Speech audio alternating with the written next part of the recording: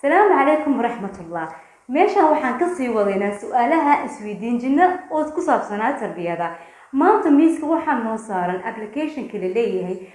TikTok ama barnaamijka leeyahay TikTok. waxaan isweydiinaynaa ama badan isweydiiyeen dhalinyarada Soomaaliyeed gabdhaheena iyo wiilasheena markii barnaamijka TikTok galaan maxay ku koobnaadaan niiko iyo isruuxid iyo hees la isku qabanayo meel kasta joogaan dal iyo banaanka. haddana si waxay noqotay sheeko yani ama waxay noqotay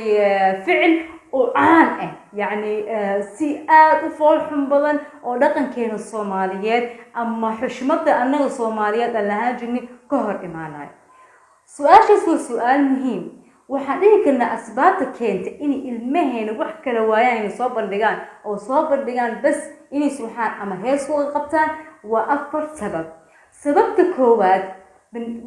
sababta koowaad barnaamijkan iyo barnaamij kale la mid ah Instagram ama kuwa kale oo social media la dhihi karo kulligood ilmaheena waxay u buuxiyaan wax badan ama baahi badan oo dadkeena ama tarbiyadeena buuxisaa. maxaa ka wada sida ogna bin aadanka wuxuu ka weynaadaa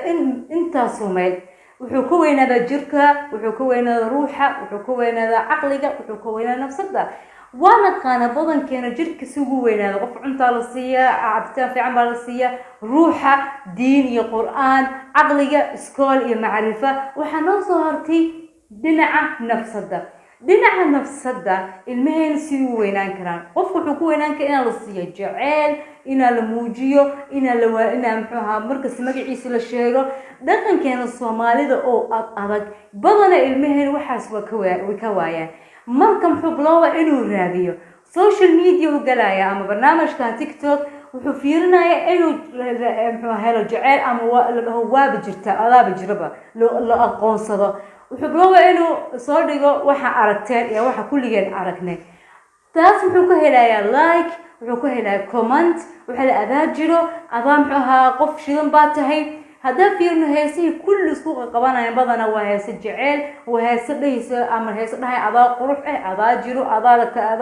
أذا قفه فعنا مركم كل لا كل حليه وكاسب أنا جواب جلا وحسم سنة جمهور وحسم سنة ضد فانس أم حسم سنة ضد رعان أم ضد شعبيين والهذا مركز حب الله وإن مركز ده أنا جا محاكوسي جو كرا ضد كم حي جعلان كرا وصعنا إلينا وح بدن ولغن كان الصوماليات كهر إيمانا إني السمايان. مثل لبعض المهن بدنا استعمالها السوشيال ميديا أما الصوماليات قاركوده ما يقانن أبليكيشنات كمحلو سمية وفيرنا محلو سمية وجدنا يا وجلايا ما أركن قف عندوك صوم بندق لايك فعن سمية وح عندوك صوم بندق أو لايك أركي لكن وحي أركن قف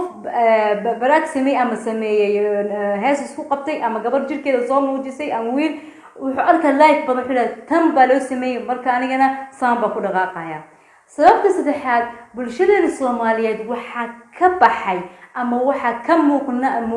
لجوايي وحي اللي جبق جري محل وحي اللي جبق جري أول وحي اللي جبق جري أذير وحي اللي جبق جري أبتي وحي اللي جبق جري وضال هذا وحي أركينا إنه أذير حدوث كده حتى إنه أفارها صوت الجبل وأذير بيه وحلاد هاي أذير أبيه ونولي هاي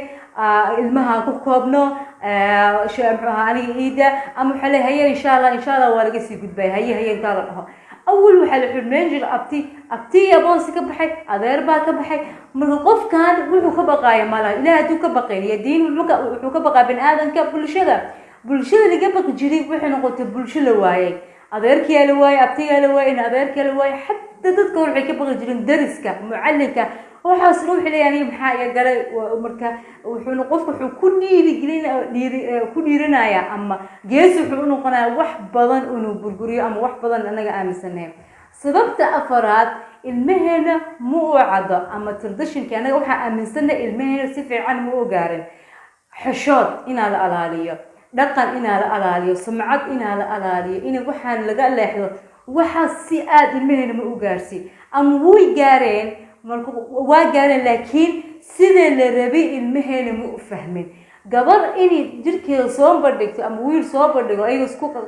قبصنا أما أيوة سكوكها كعمل إسهستان تصبح تصيني النجا المهنة دين أخلاق ذا مككورين بن آدم كنوع كستكون كره لنا أخلاقنا والد كوريا لنا أخلاق المهنة ما كوريا مركا وحدي كنا أفرت السبب إني اسمه جاني وحكو هلان جعل كهلان هارب إن الأمانة أما إني أقول واحد هو استعماله أما إني ويان وحده جوجي يستاقي وحا واعب محاكو حلين كرنا سدح شيء باكو حلين كرنا مدة كواد إنا هورت برارج وين لغاكا أنا ما أقاني لكن إني وعرفتين بلشدنا ويعرفتي إني قبلهن iyo wiilasheen bas jirkooda soo bandhigaan ama ayagu ruuxayaan bas taas wax laga qorxoon yahay mujtamaceena Soomaaliyeed musawirkooda dhaawaca marka hore loo kaco masaajidaha miidiyaha meel kasta la baraarujin weyn loo kaco mucallinka iyo maskoolka iyo jaamacada daba galaan cuniga muxuu ahaa soo bandhiga ama gabadha soo bandhigtay waalidkii ku caawiyaan waxa sidoo wixii hor istaagaysan wax yar la yaray ama dadka inay baqaan mid labaad in la soo dejiyo shuruuc alaalinayso dhaqanka Soomaaliyeed iyo alaalinayso dareenkeena wax badan fiidiyood badan baa aragnay fiidiyoodkaas wuxuu u badan wax dhaqankeena saameeya dhaqankeena dhaawacay midda saddexaad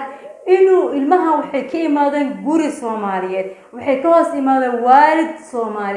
waalidka Soomaaliyeed waxa laga rabaa inuu dabagalo oo dheen aniga ma aqaan social media sa loo isticmaalo aniga bageedkan bahashan ma qameel sa loo dhaqaajiyo ilmaheena hadii arkaan waalid jiifo ayaan hore isu soconayaan waalidka Soomaaliyeed waxa la rabaa inuu ogaado caqabadaha gabadha 20 sano jirta oo saas soo bandhigayso waxay ka imaatay guri waalid joogo wiilka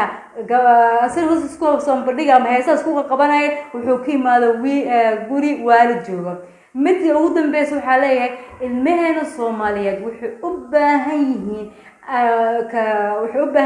meel ay ku soo bandhigaan afkaartooda wax kale in la tuso wax kale in arkaan u baahan yihiin in nafsadooda la hormariyo oo loo sameeyo yool iyo gool oo loo fasreeyo maxay u nool yihiin adduunka maxay u joogaan waxaas dhan waxay siinaysaa qof dhisan binoo sameeyaysa laakiin qof oo qoon muxuu u nool yahay ama garasho u lahayn muxuu u nool yahay wuxuu u dhaqaaqay wax kasta anaga na dhaawaco hadaa afkaar kale ama xulul kale heesi hoos igu soo qora aad baa u mahadsantiin salaamu calaykum wa rahmatullah